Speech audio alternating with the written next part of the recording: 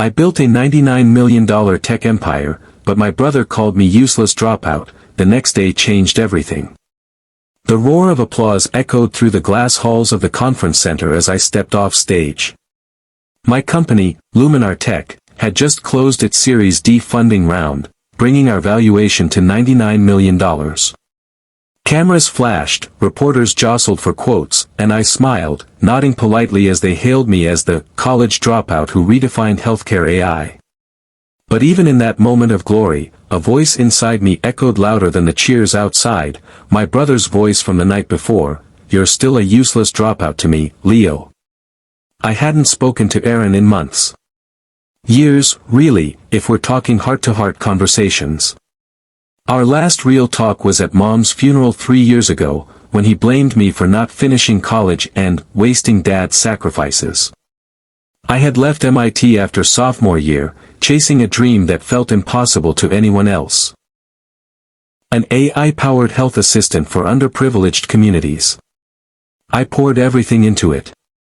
No parties. No vacations. Just me, ramen noodles, and borrowed code. And it worked.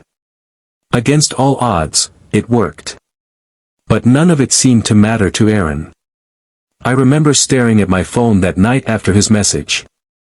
My fingers hovered over the keyboard, but I couldn't bring myself to reply. How do you explain to someone who sees only your failures that your success was born from them?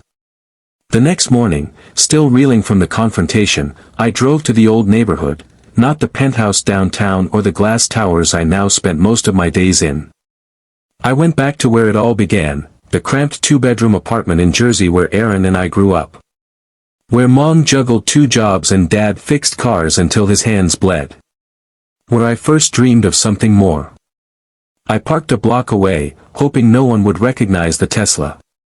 I needed anonymity, not attention. The building hadn't changed. The rust still curled around the metal steps like ivy, and the air smelled of yesterday's fried food. I walked past our old door and kept going, my feet carrying me toward something I couldn't name. And then, I saw her, a teenage girl, no older than 15, sitting on the stoop with a cracked tablet in her lap, tears silently streaking her face. "Hey," I said gently, kneeling beside her. "Everything okay?" She shook her head. "The app, it was helping my mom. She's sick. But it stopped working. Said subscription expired. I can't pay for it." I looked at the screen. It was Luminar Lite, a lighter version of our AI, made specifically for low-income families. I had insisted on keeping it free, but recent changes by our board had put parts of it behind a paywall. I had argued. I had lost. "What's your name?" I asked. "Zara." I nodded, blinking away the sudden tightness in my throat. "Zara, I made this app. Give me 1 second, okay?" She looked up, eyes wide. "You made Luminary?" I smiled softly. "Yeah. I did." I pulled out my phone, sent a message to my CTO, effective immediately: revert all paywalls on Luminar Lite. Make it free again. Forever. No meetings. No approvals. Just the decision that should have never been undone. Then I sat with Zara and helped her reset the app, making sure it worked perfectly. She hugged me before I left.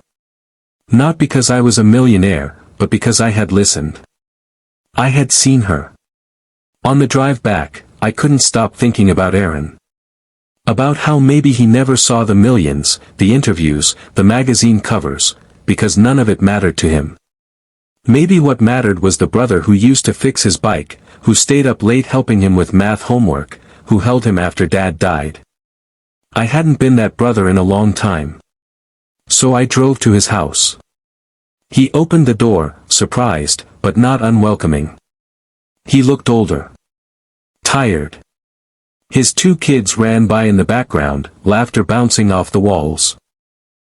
His wife peeked around the corner and gave me a polite smile.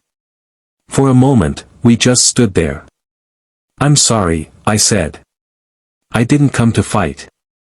I came because, maybe I forgot who I was. And maybe I needed you to remind me. His jaw clenched. You think I hate your success? Leo, I don't care about the money. I never did. Then why? Because you left, he cut in. You left us. You chased a dream and forgot your family. You didn't come to Mom's bedside those last days. You sent flowers. Do you know what she wanted? She wanted you. Not your app. You. His words hit like a sledgehammer. I thought I had to prove myself. That if I made it big, you'd all be proud. That maybe then I'd be worth something again. Aaron sighed, softer now. We were never waiting for your millions, Leo. We just missed our brother. That night, I stayed for dinner. I read bedtime stories to my niece and nephew. Aaron and I played cards like we used to. It was the first time in a decade that we talked without ego, without competition.